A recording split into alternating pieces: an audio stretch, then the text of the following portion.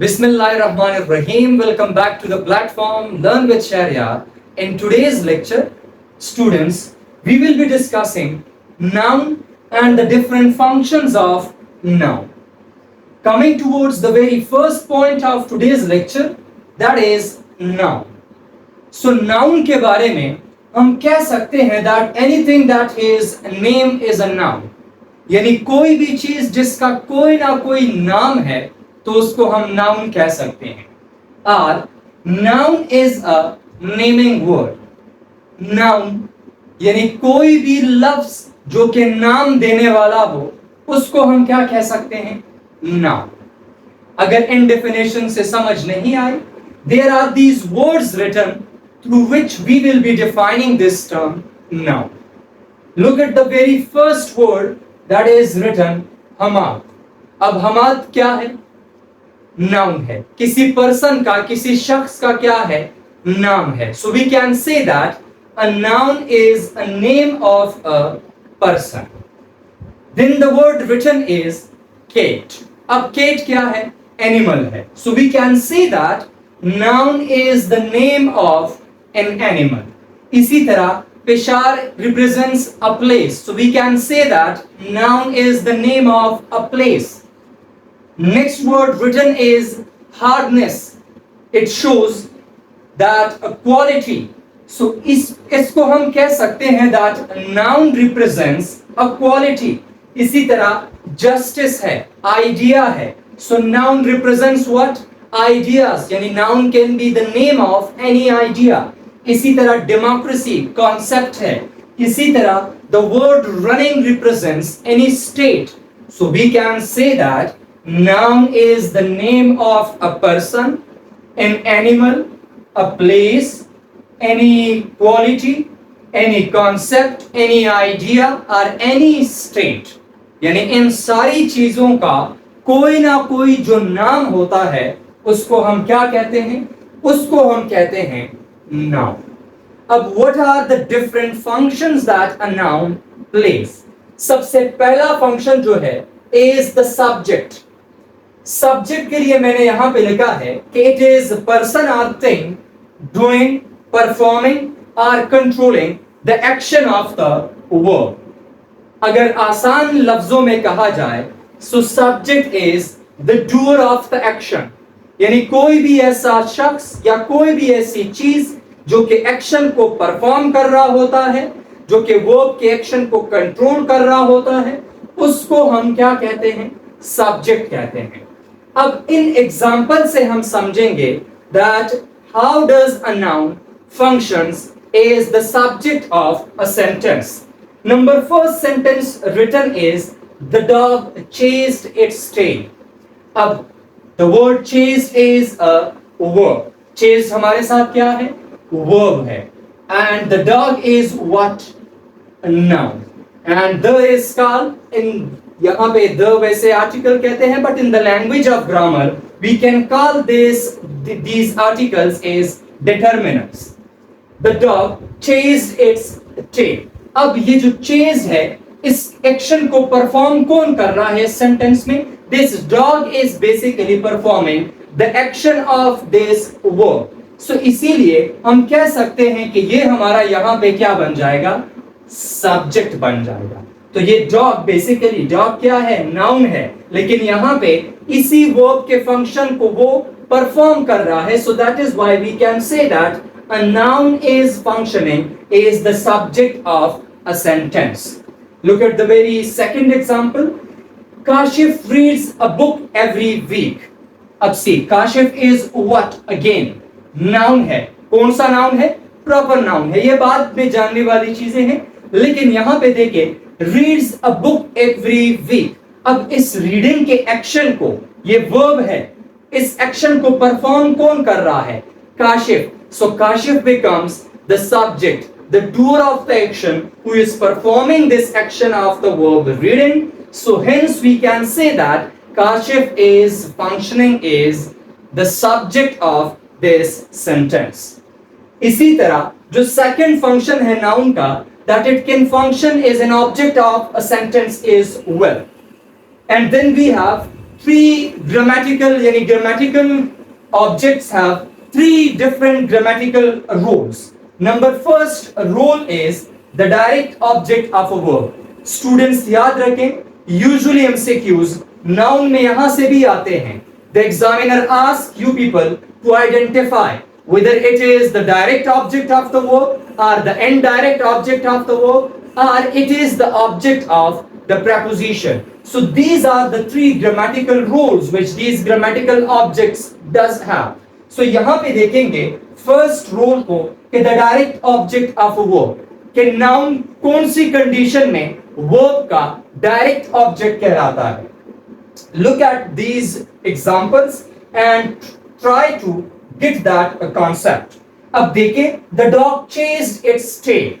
अब the dog क्या है? ये भी noun है and tail is what? Noun as well. इसी तरह काशिफ यहाँ पे भी noun है and यहाँ पे ये chase verb, यहाँ पे reads verb and then a book over here is a noun as well. अब see यहाँ पे हमने बात की थी as a subject में कि जो एक्शन को परफॉर्म करता है is the direct object of a verb में मैं कहूंगा कि what receives the action of the verb. अब यहाँ पे इस chased के एक्शन को receive कौन कर रहा है? This tail is receiving the action of this verb chased. तो यहाँ पे ये हमारा क्या बन जाएगा? Direct object which I am writing is capital D-O.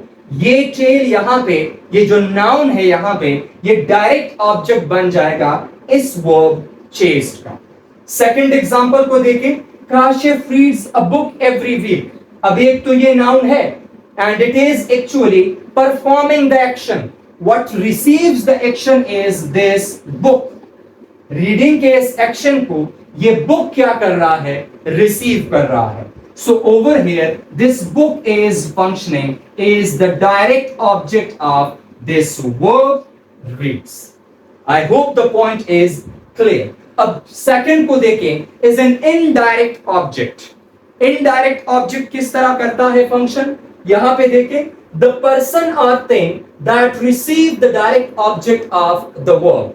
यहाँ पे हमने कहा कि what receives the action of the verb, the direct action from the verb या of the verb. अब यहाँ पे चेक करें the person or thing that receive the direct object of the verb. यहाँ पे indirect object वो person, वो शख्स या वो चीज कहलाती है जो कि verb के direct object को receive करता है, verb के direct action को नहीं, verb के direct object को. Dear students, इधर देखें ये दो examples आपके सामने लिखे हैं.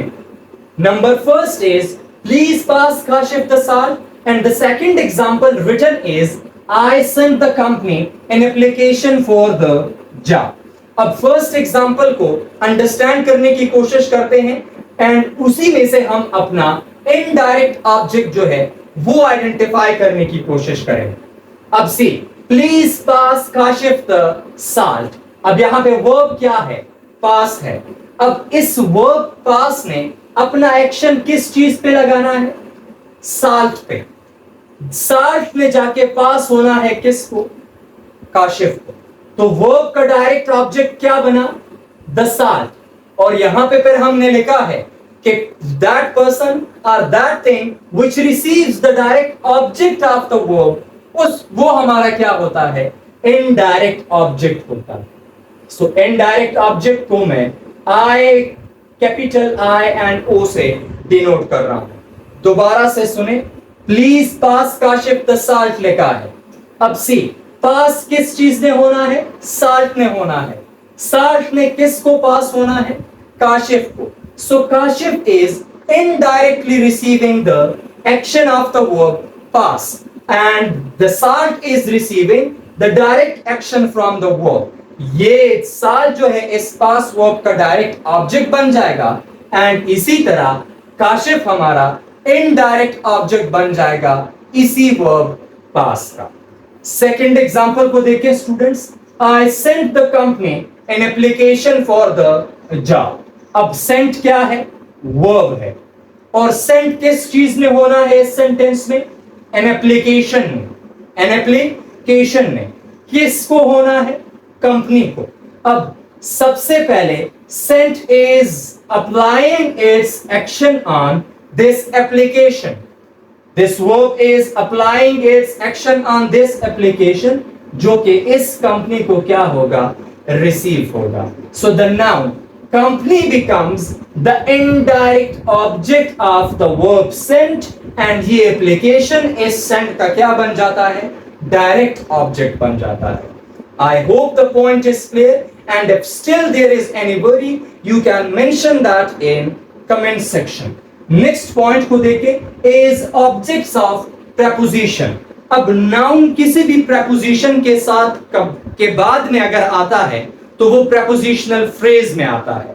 अब प्रेपोजिशनल फ्रेज की अगर ट्री डायग्राम से हम कंस्ट्रक्शन देखें तो उसमें एक हमारे साथ स्टूडेंट्स प्रेपोजिशन होगा, उसके बाद डिटर्मिनर. अब determiner could be any article और एनी अदर वर्ड, और ये हो भी सकता है और ये नहीं भी हो सकता. And then a noun is mandatory. किसी भी प्रेपोजिशनल फ्रेज के कंस्ट्रक्शन के लिए, जो कि बाद में हम डिटेल में पढ़ेंगे, लेकिन यहां पे सुने कि प्रेपोजिशन का होना, उसके साथ साथ किसी भी डिटर्मिनर का होना, and then the presence of a noun. अगर नाउन इस कंडीशन में आता है किसी भी प्रेपोजिशनल फ्रेज में, if the noun becomes the part of a prepositional phrase, in that very case it acts as the object of preposition. अब see examples को देखते हैं. These two examples are written over here. Your bag is under the chair. अब under is what, students? Preposition. And chair is what? Noun. अब यहां पे देखिए construction को, preposition भी है, जी हाँ, determiner भी है, एंड उसके बाद नाउन लिखा है which is chair over here. अब इस कंडीशन में ये जो नाउन है यहां पे, it does not function as a noun but it function is the object of preposition. इसी तरह Aslam is looking for work. अब वर्क क्या है, नाउन है, लेकिन लुकिंग फॉर फ्रेजल वर्ब, उसके बाद हमारे पास this noun is written. So over here in such cases this noun will not be called a separate noun but it will function as the object of preposition. I hope it was good and the points are clear to you. Good luck and see you in the next lecture.